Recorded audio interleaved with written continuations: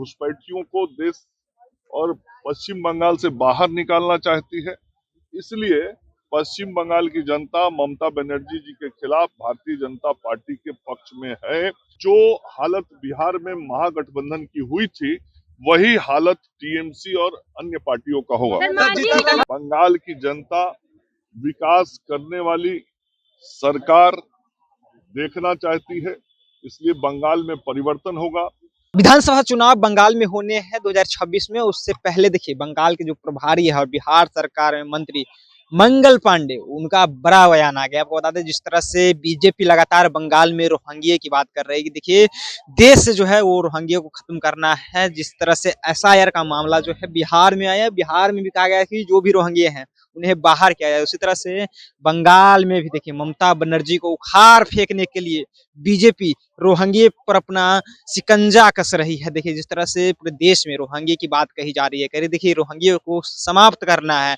वो जो घुसपैठिए हैं, जो दूसरे देश से आकर के हमारे देश की सदस्यता ले रहे हैं, उन्हें खत्म करना है। देखिए कई तरह के बीजेपी जो है आरोप प्रत्यारोप बंगाल के दृष्टिकोण पे लगाते रहे हैं, क्योंकि इस बार जो है 2026 में चुनाव होने हैं बंगाल में। तो किस तरह से ममता बनर्जी को चुनौती देना है बंगाल में। देखिए बंगाल में ममता बनर्जी कईयों साल से जो है वहाँ लगातार शासन चला रही है। बीजेपी वहाँ पे कमजोर मानी जा रही है, क्योंकि कहा जा रहा है कि बीजेपी जो है वहाँ पे बहुत कमजोर है। ऐसे में देखिए प्रभारी जो मंगल पांडे बनाए गए हैं, वो बंगाल को लेकर के बड़ा अपडेट दे रहे हैं।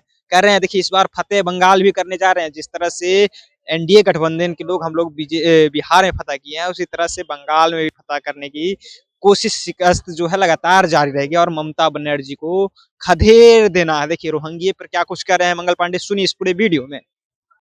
पार्टी के कार्यकर्ता और एनडीए के कार्यकर्ता उत्साहित हैं कि कल भारतीय जनता पार्टी के राष्ट्रीय कार्यकारी अध्यक्ष श्री नितिन नवीन जी नई जिम्मेवारी संभालने के बाद पहली बार अपने गृह राज्य में पधार रहे हैं।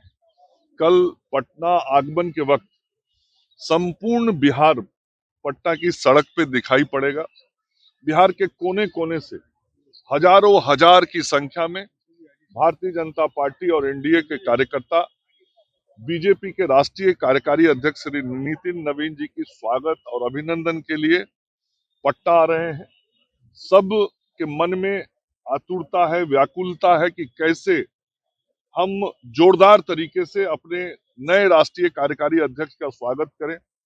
जबरदस्त तैयारी भी हुई है, आप लोग देख भी रहे होंगे पटना की सड़कों पर, और इसी तरह की तैयारी बिहार के सभी जिलों से की गई है और सभी जिलों के कार्यकर्ता पटना के लिए चलना शुरू कर दिए हैं। और कल बहुत बड़ी संख्या में भाजपा और एनडीए के कार्यकर्ता श्री नितिन नवीन जी का हृदय से स्वागत अभिनंदन करेंगे और उनके कार्यकाल में भारतीय जनता पार्टी और आगे बढ़े इसकी शुभेच्छा भी देंगे। बंगाल में भारतीय जनता पार्टी के नेतृत्व में श्री नरेंद्र मोदी जी के नेतृत्व में बंगाल की जनता विकास करने वाली सरकार देखना चाहती है, इसलिए बंगाल में परिवर्तन होगा। बंगाल की जनता अपने अधिकार घुसपैठिए जो छीन रहे हैं उनके अधिकार को, उससे अपने को बचाना चाहती है। घुसपैठियों को देश और पश्चिम बंगाल से बाहर निकालना चाहती है।